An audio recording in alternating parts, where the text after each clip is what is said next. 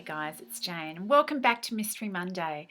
For today I've got an update on some more crime awards. It seems like this is really the point in the year where everything is hotting up as far as awards go.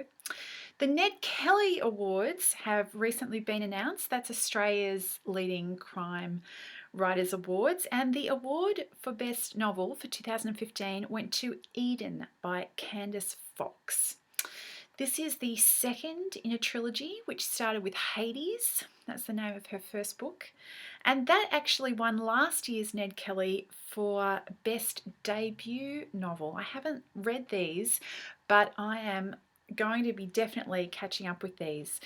Eden, which is the one that's just won Best Crime Novel for 2015, follows undercover police detective Eden Archer, daughter of career criminal Hades Archer, as she goes undercover at a remote farm in search of 3 missing girls. That's the action of what happens, but from reading a little bit more about these, they sound like they're really quite dark psychological things. And Eden, who is the police detective at the heart of it, seems like she has quite a bit more going on than just a normal cops and robbers story. So I'm really looking forward to having a look at those.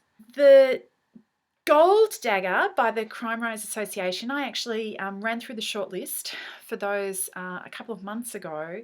That is going to be announced on the 29th of September, which is just a few weeks off. So if you're interested, you can have a look at back at my other video and have a see what the shortlist was.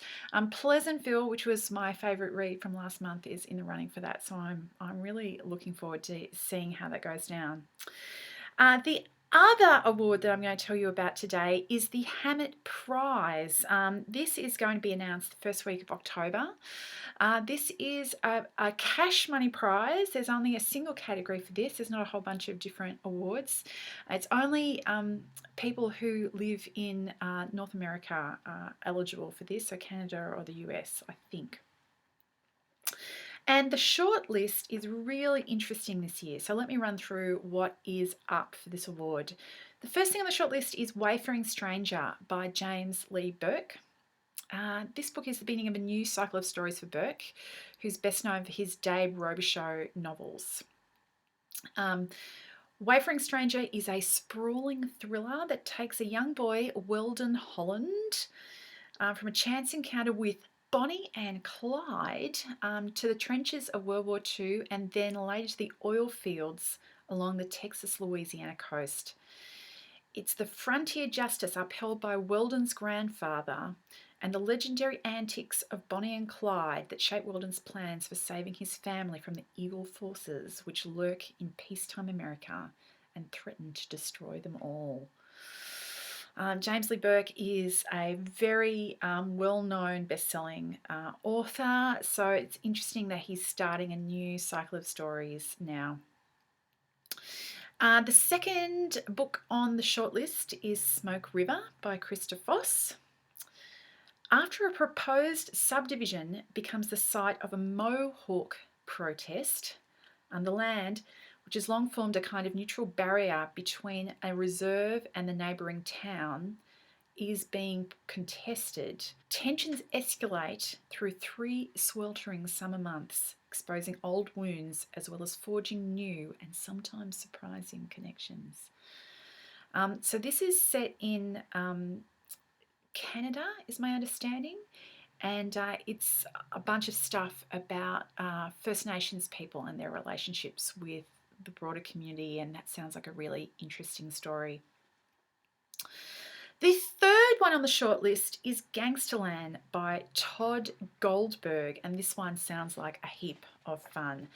Sal Cupertine is a legendary hitman for the Chicago Mafia, known for his ability to get in and out of a crime without a trace. His first ever mistake forces Sal to botch an assassination, killing 3 undercover FBI agents in the process.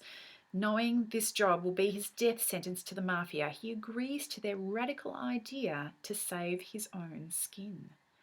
A few surgeries and some intensive training later, and Sal Cupertine is gone, disappeared into the identity of Rabbi David Cohen. Yet, as it turns out, the mafia isn't quite done with him yet. I am definitely going to be looking at Gansterland. That sounds like a hoot.